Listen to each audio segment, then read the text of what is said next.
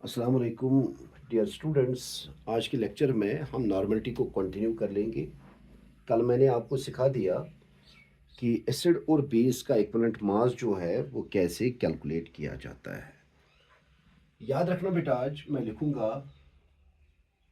Equivalent mass of salt, equivalent mass of A salt. यानी अब अगर हमारे सोल्यूशन में कोई भी साल्ट सल्यूट होगा तो इसके इक्विवेलेंट मास को कैसे डिटरमाइन किया जाता है। ये बराबर होता है molecular mass of salt, molecular mass of salt divided by total positive charge on cation.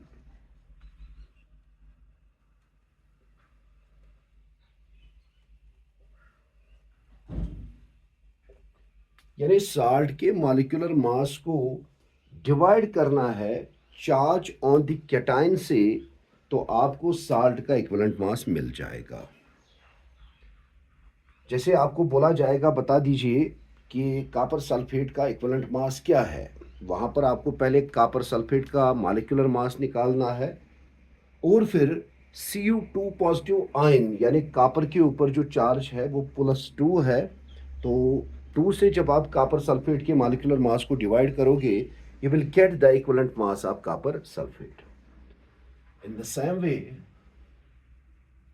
equivalent mass of an element, equivalent mass of an element, एक एलिमेंट का इक्विवेलेंट मास किसके बराबर होता है।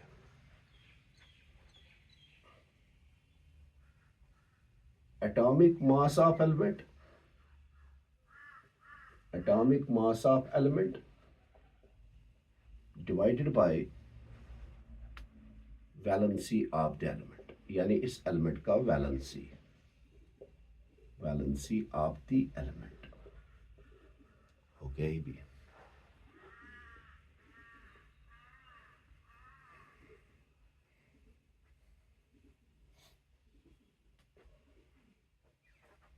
इसी तरह इक्विवेलेंट मास ऑफ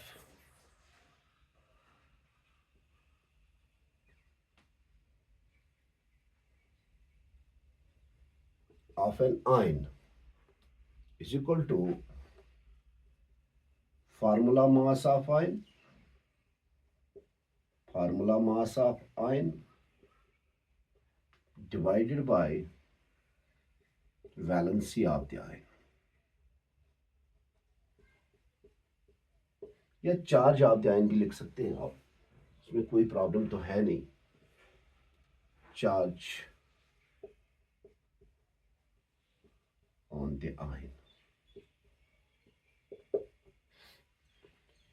जैसे Ag positive ion का जो इक्विवेलेंट मास है वो है फार्मूला मास ऑफ Ag, ठीक है बेटा, Ag पॉजिटिव डिवाइडेड बाय 1, क्योंकि Ag पॉजिटिव में सिल्वर का चार्ज जो है वो +1 होता है। अगर आपको बोला जाएगा Cu2 पॉजिटिव का, वहां पर formula mass of Cu2 positive ion divided by 2, क्योंकि चार्ज जो है वो +2 है। अब हमारे पास और दो चीजें रही है, एक है equivalent mass of oxidising agent and equivalent mass of reducing agent. वो रिडॉक्स केमिस्ट्री में आपको पढ़ाएंगे। यहाँ पर अभी आप उन चीज़ों को, अगर मैं वो पढ़ाऊंगा, पहले मुझे ऑक्सीडेशन, फिर रिडक्शन, फिर ऑक्सीडाइजिंग एजेंट, फिर रिड्यूसिंग एजेंट, वो तो आगे हमें पढ़ना ही पढ़ना है।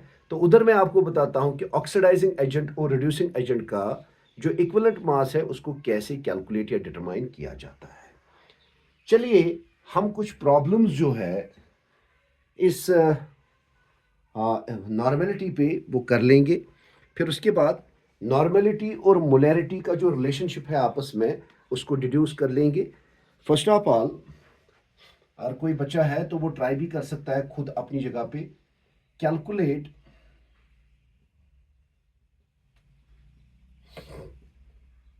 The normality of a solution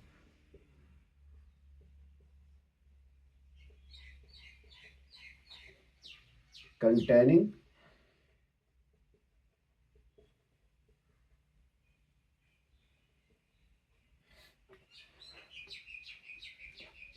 4.9 grams of sulfuric acid, 4.9 grams of sulfuric acid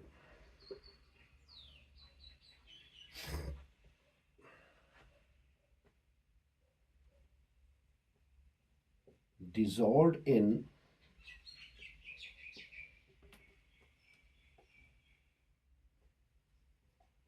100 ml of solution। ये एक सिंपल चीज है। आपके पास सोल्यूशन का टोटल वॉल्यूम जो है वो है 100 ml, ठीक है, और आपके पास जो सल्यूट है वो सल्फ्यूरिक एसिड है, और इसी सल्फ्यूरिक एसिड के 4.9 ग्राम्स को आपने 100 ml ऑफ द सोल्यूशन में डिजॉल्व किया है। तो आप ऐसे टाइप के सोल्यूशन की नॉर्मेलिटी को कैलकुलेट करिए, बहुत आसान है सर। इसमें सबसे बड़ी चीज क्या है? इक्विवेलेंट मास को कैलकुलेट करना। सल्फ्यूरिक एसिड जो है, ठीक है, मैं आपको पूरा बात बता ही देता हूँ। यहाँ पर सल्यूट जो है, अगर मैं करने पे आऊँ तो इसको 1 मिनट भी नहीं लगाऊंगा। सल्यूट जो है वो है मेरे पास सल्फ्यूरिक एसिड, जिसका फार्मूला होता है H2SO4। ये सल्फ्यूरिक एसिड जो बेटा है ये डाइबेसिक एसिड है, ये एक डाइबेसिक एसिड है। सर आपने तो बोला भी है डाइबेसिक एसिड किस एसिड को बोलते हैं? डाइबेसिक एसिड वो एसिड होता है जो बेसिस के साथ रिएक्ट करके दो सीरीज ऑफ साल्ट्स का फॉर्मेशन करता है, या मैं ये भी बोल दूं जो दो H पॉजिटिव आयंस को फर्निश करता है उसको डाइबेसिक एसिड बोला जाता है। तो डाइबेसिक एसिड्स का जो इक्विवेलेंट मास होता है, ठीक है, डाइबेसिक एसिड क्या है? Releases 2 H positive ions, short में बोल दिया। तो अब आपको पता भी है इक्विवेलेंट मास ऑफ H2SO4 जो है वो बराबर होगा half of the molecular mass, या molecular mass divided by 2, half of the molecular mass of H2SO4। बेटा जी 1/2 इंटू 98, ये बेटा यूनिट जो है वो साइड पे रखते हैं फिलहाल। 2 1s are 2, 2 4s are 8, एक कैरी, 2 9s हो गया 18। तो इसका मतलब ये है सल्फ्यूरिक एसिड डाइबेसिक होने की वजह से इसका इक्विवेलेंट मास जो है that is equal to the half of its molecular mass. If the molecular mass is 98 then its equivalent mass will be 49। ये सिंपल सी बात है, ये मैंने दिखा भी दिया आपको कि कैसे कैलकुलेट किया जाता है, कैसे निकाला जाता है। अब नॉर्मलिटी का एक्सप्रेशन क्या है? नॉर्मलिटी का एक्सप्रेशन क्या है? नॉर्मलिटी इस तरह है बेटा जी, मास अपॉन मोलर मास, यानी मास of the solute in grams divided by equivalent mass of the solute multiplied by 1000 divided by volume of the solution in millilitres. दिया ही है ना मिलीलीटर्स में, इसलिए मैंने वो वाली एक्सप्रेशन इस्तेमाल किया है। WB वो दिया है मैंने 4.9 ग्राम, अब नहीं लिखूंगा, और 49 जो है that is the equivalent mass of sulphuric acid multiplied by 1000 divided by volume जो है बेटा जी 100 ml, 100 ml, सॉरी, ये यहां से और ये यहां से हटा देंगे, ठीक है ना। 4.9 into 10, 4.9 into 10 divided by 49 into 1, तो ये आ गया 49 डिवाइडेड बाय 49।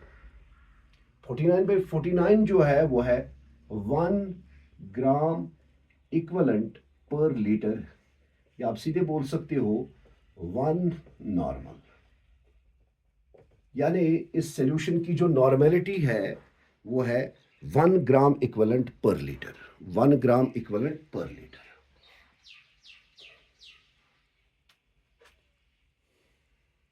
दूसरा भी करते हैं।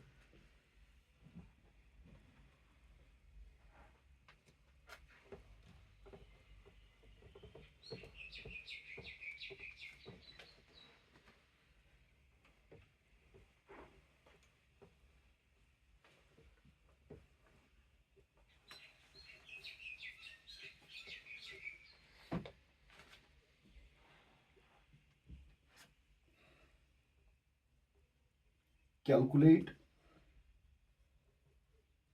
the normality of a solution containing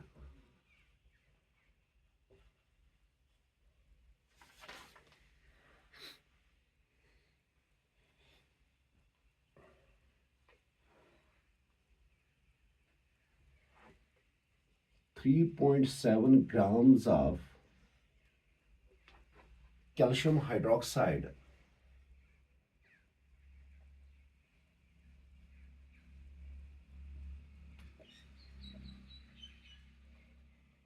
dissolved in